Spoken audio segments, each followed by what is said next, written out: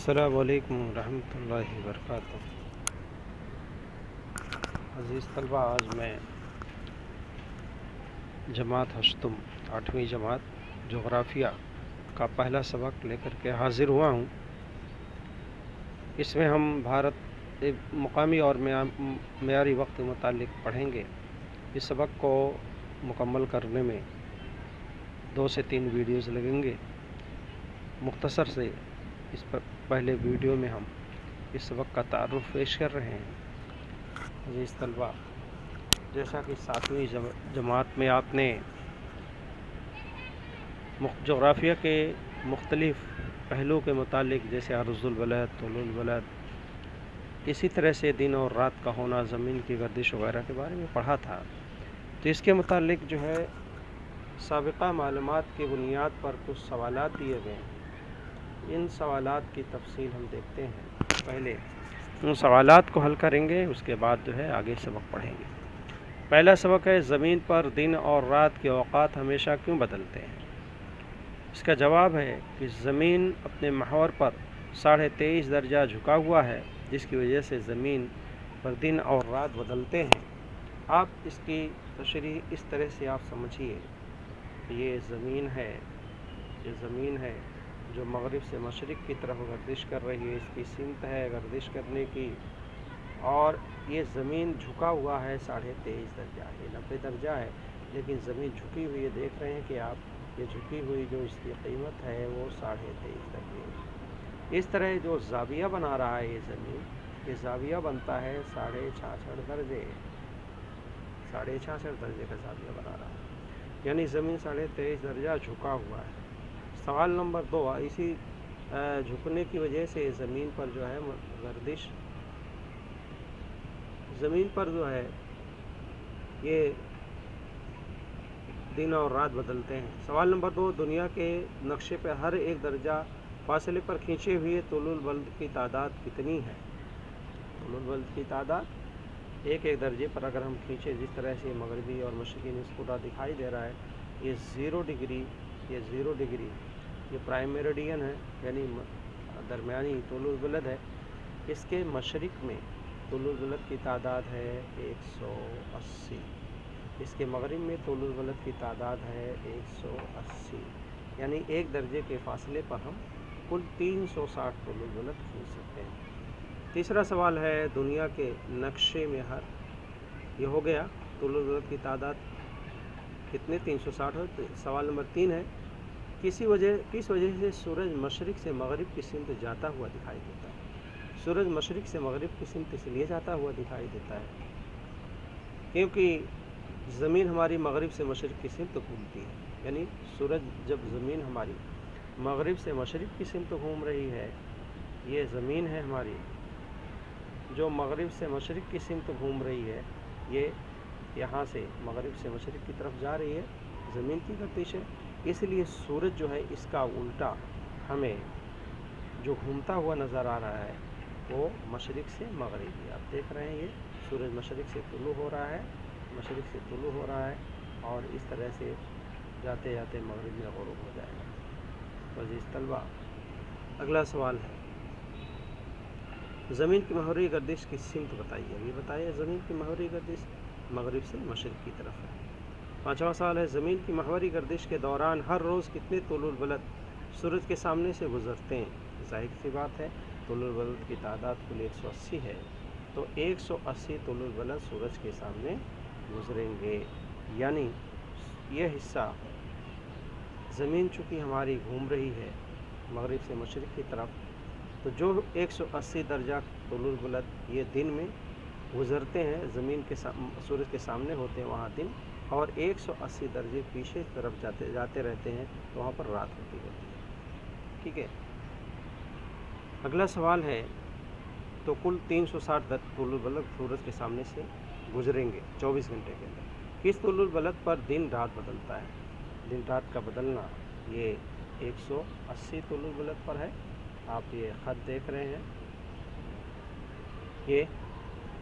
یہ 0 ڈگری کا prime meridian ہے، جسٹ اس کے پیچھے گلوب کے اس پر 180 درجے کا طول البلد ہے، وہاں پر دن بدل جاتا ہے اور تاریخ بدلتی ہے، اسی کو عالمی خط تاریخ کے نام سے بھی جانتے ہیں۔ اگلا سوال ہے، قدیم زمانے میں وقت کی پیمائش کس طرح کی جاتی رہی ہوگی؟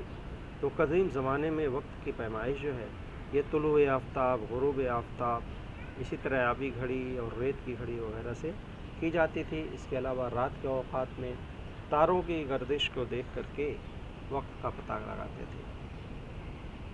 قدیم زمانے میں وقت کی پیمائش ہو گئی۔ اسی طرح سے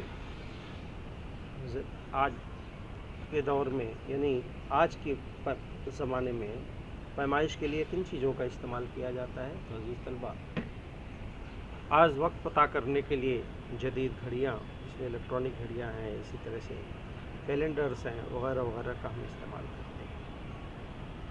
چونکہ سورج زمین کی محوری گردش ہوتی ہے اور اس محوری گردش کے دوران زمین پورے کے پورے 360 درجہ گھوم جاتی ہے، یعنی 24 گھنٹے میں 360 درجہ زمین گھوم جاتی ہے اپنے محور پر، اس کو ہم محوری گردش کہتے ہیں۔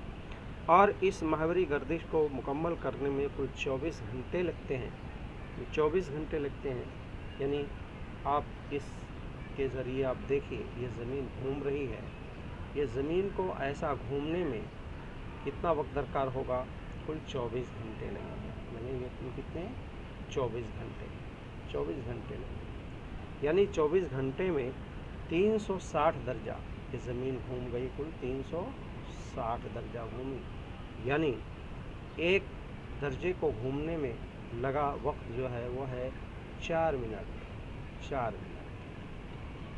4 منٹ وقت درکار ہوتا ہے ایک درجے کو گھومنے میں۔ طلبہ، اس طرح زمین کی محوری گردش ہوتی ہے۔ زمین کی محوری گردش کے دوران مغربی سمت سے 180 طول البلد ایک کے بعد دیگرے سورج کے سامنے آتے ہیں، یعنی 180 طول البلد سورج کے سامنے آئیں گے تو وہاں پر دن ہوگا، اور مشرقی سمت کے 180 طول البلد ترتیب سے اندھیرے میں چلے جائیں گے، وہاں رات ہوگی۔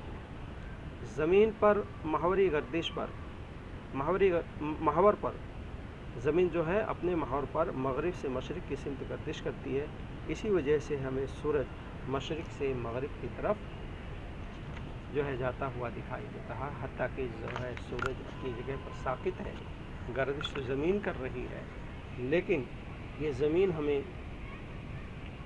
سورج ہمیں دوڑتا ہوا دکھائی دیتا ہے۔ ہم روزانہ اس کا مشاہدہ کرتے ہیں، جیسے کہ اس میں ہم نے بتایا بھی کہ سورج مشرق میں نکل رہا ہے، مغرب میں طلوع ہوا ہے۔ یہ حقیقت یہ ہے کہ سورج تو اپنی جگہ پر ساکت ہے، لیکن زمین چونکہ مغرب سے مشرق کی طرف گھوم رہی ہے، چل رہی ہے، اسی لیے سورج ہمیں مشرق سے مغرب کی طرف جاتا ہوا دکھائی دے رہا ہے۔ اس طرح زمین کی محوری گردش کی وجہ سے ہم طلوع آفتاب، غروب آفتاب، نصف الشب وغیرہ کا اندازہ لگاتے ہیں۔ زمین کی محوری گردش کی وجہ سے سائے کی لمبائی بھی کم ہوتی ہے یا زیادہ ہوتی ہے۔ اس سے پہلے ہم نے کہا یہ سائے کی لمبائی ہے۔ زمین کی محوری گردش کی وجہ سے یہ سورج جو ہے مشرق کی طرف سے طلوع ہوتا ہے۔ جب مشرق کی طرف سے طلوع ہوگا تو اس کا سایہ اس کے مخالف سمت میں بنے گا، یعنی یہاں سورج طلوع ہو رہا مشرق کی طرف سے، صبح کے 8 بجے یہ سایہ ہے۔ اسی طرح جب 10 بجیں گے تو یہ سایہ اور چھوٹا ہو جائے گا، دوپہر کے 12 بجے یہ سایہ سب سے چھوٹا ہو جائے گا۔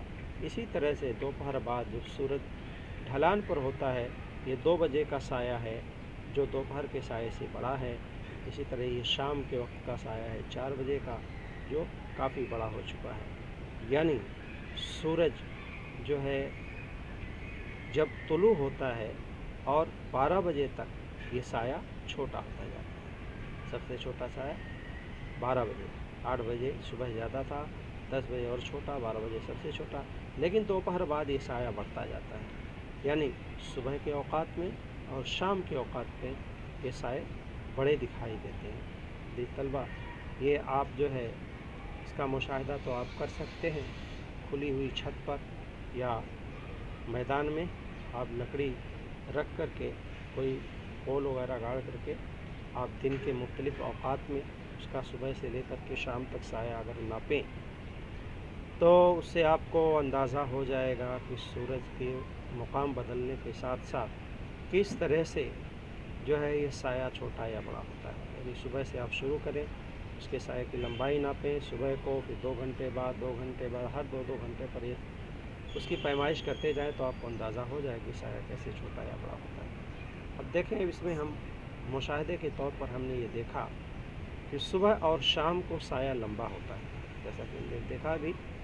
दोपहर में साया सबसे छोटा होता है, सूरज के मुकाम बदलने पर साया छोटा या बड़ा होता है।